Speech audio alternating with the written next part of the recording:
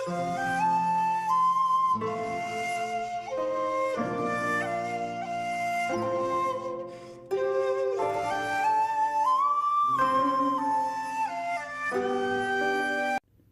दोस्तों, जय श्री कृष्णा, राधे राधे। कैसे हैं आप सब? आई होप आप सब बहुत अच्छे होंगे और जहाँ भी होंगे स्वस्थ और खुश होंगे। आज मैं आपके लिए एक ऐसा टॉपिक लेकर आई हूँ जो सच कहूँ तो हर घर में बहुत ज़रूरी है। हम सब कोशिश करते हैं कि हर महीने का खर्च अच्छे से मैनेज हो जाए, लेकिन फिर कभी ना कभी ऐसा होता है कि महीने के आखिरी तक हमें समझ में नहीं आता कि पैसा कहाँ चला गया, और उस वक्त यही ख्याल आता है कि काश थोड़ा और बचा पाते, काश थोड़ा और कंट्रोल कर पाते। मुझे भी हमेशा यही चैलेंज रहा है और धीरे धीरे अपने एक्सपीरियंस से मैंने कुछ ऐसा छोटे छोटे स्टेप सीखा है जो सुनने में बहुत सिंपल लगता है, लेकिन जब इन्हें फॉलो करते हैं तो रिजल्ट बहुत बड़ा मिलता है।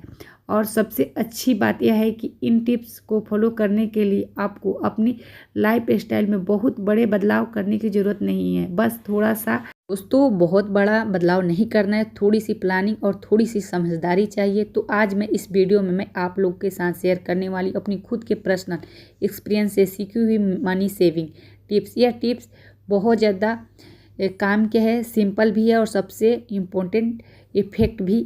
आप चाहें तो होम मेकर हो या वर्किंग वुमेन हो या स्टूडेंट हो, इनको अपनाकर आप आसानी से हर महीने अच्छे पैसे बचा सकते और छोटे छोटे स्टेप मिलकर आपको एक स्ट्रॉन्ग फाइनेंशियल बेस देंगे, ताकि फ्यूचर में जब भी किसी इमरजेंसी का सामना करना पड़े तो आपके पास ऑलरेडी एक सेफ्टी नेट हो। तो चलिए शुरू करते हैं और स्टेप बाय स्टेप जानते हैं कि कैसे छोटे छोटे बदलाव हमारी फाइनेंशियल कंडीशन को स्ट्रॉन्ग बना सकता है। सबसे पहली और सबसे ज़रूरी आदत, सैलरी आने के बाद सबसे पहले अपनी सेविंग अलग करना। हम अक्सर क्या करते हैं, पहले घर के खर्च देखते हैं, जैसे राशन लाते हैं, बिजली बिल पटाते हैं, दूध के बिल पटाते हैं, सिलेंडर के बिल पटाते हैं, फिर स्कूल फीस, बच्चे लोग को बहुत सारी ऐसी ज़रूरत है, नेट रिचार्ज कराना, टीवी रिचार्ज करना। ये सारे चीज़ करने के बाद हम सोचते हैं जो पैसा बचेगा वही हम सेव कर लेंगे। बाकी लास्ट में रिजल्ट क्या आता है, ये सारे खर्चा करते करते सारे पैसे हमारे खर्च हो जाते हैं, कोई भी पैसा बचता नहीं और हम सेव नहीं कर सकते हैं। तो दोस्तों सबसे पहले ज़रूरी चीज़ है कि आपकी सैलरी जिस दिन आए उसी दिन 10 से 20% हिस्से सीधे सेविंग अकाउंट या रिकरिंग डिपॉजिट या फिर किसी अलग डिजिटल वैलेट में डाल दें। यह बिल्कुल ऐसा है जैसे आप खुद को पहले पे कर रहे हैं, बाकी जो बचा उसी में पूरे महीने का खर्चा मैनेज करें। शुरुआत में आपको लगेगा कि बजट टाइट हो गया है, लेकिन धीरे धीरे आप उसी हिसाब से खर्च करना सीख जाएंगे। और सबसे अच्छी बात यह है कि महीने के आखिरी में आपको गिल्ट नहीं होगा कि बचत नहीं कर पाए। याद रखिए, छोटे छोटे स्टेप ही लंबे समय में स्ट्रॉन्ग फाइनेंशियल फ्यूचर बनाता है। तो पहला रूल, पहले बचत फिर खर्चा। अब पहला स्टेप तो हो गया, फिर सैलरी आते ही 10-20% बचत अलग कर दिया, लेकिन अगला स्टेप उससे भी ज़्यादा ज़रूरी है, हर खर्च लिखना शुरू करना। देखिए, जब तक हमें यह क्लियर ही नहीं होगा कि हमारे पैसे कहाँ जा रहे हैं, तब तक हमें सेविंग कैसे करेंगे। मैं खुद पहले यही गलती करती थी, महीने का खर्च सिर्फ अंदाजे से मैनेज करती थी। लगता था कि हाँ सब ठीक ठाक चल रहा है, लेकिन महीने के आखिरी में सोचती थी कि पैसे कहाँ गया। फिर मैंने एक चीज़ शुरू किया, एक छोटा सा डायरी रखी और उसमें रोज़ का सारे खर्च लिखिए। जैसे भले आप बाहर चाय पी रहे हैं 10 रुपये के, वो भी लिखिए, या पानी ले रहे हैं कहीं बाहर से खरीद के, वो भी लिखिए। कुछ भी बच्चे लोग को नमकीन बिस्किट दिला रहे हैं वो भी डायरी में लिखिए, या बच्चे लोग को कोई खिलौना दिला दीजिए वो भी लिखिए। और यकीन मानिए, एक महीने में मुझे साफ दिखने लगा कि ये छोटे छोटे खर्च मिलकर कितना बड़ा अमाउंट बन जाता है। इससे मुझे अपने पैसे की एक क्लियर फ्यूचर मिला और मैंने समझा कि कहाँ कटौती की जा सकती है।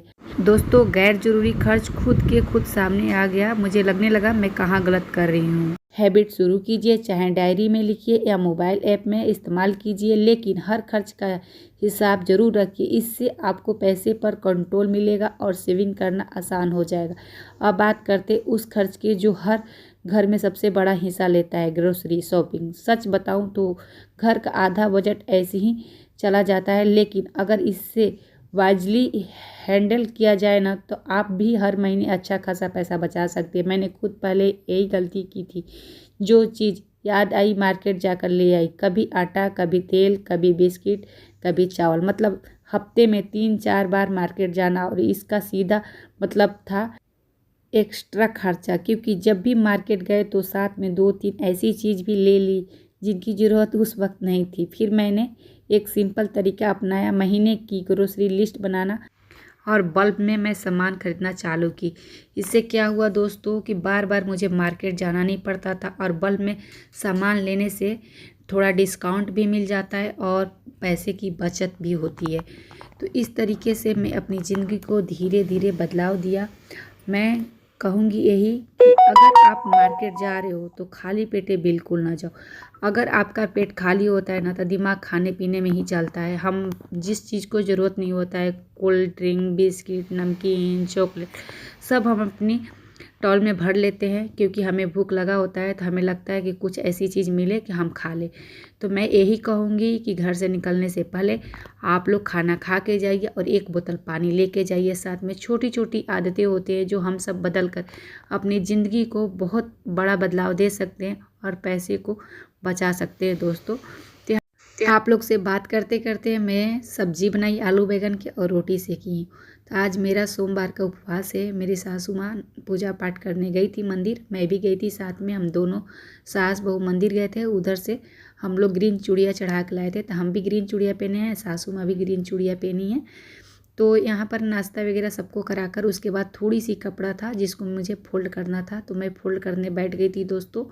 और आज हम लोग थोड़ा जल्दी जगे थे सुबह सुबह, क्योंकि मंदिर जाना था और बच्चे लोग का स्कूल भी भेजना था, हस्बैंड को ऑफिस भी भेजना था दोस्तों। रोज़ के जैसी रेगुलर रूटीन था, बीच में हम लोग को मंदिर जाना था, तो इसलिए हम लोग आधा 1 घंटा पहले जगे थे।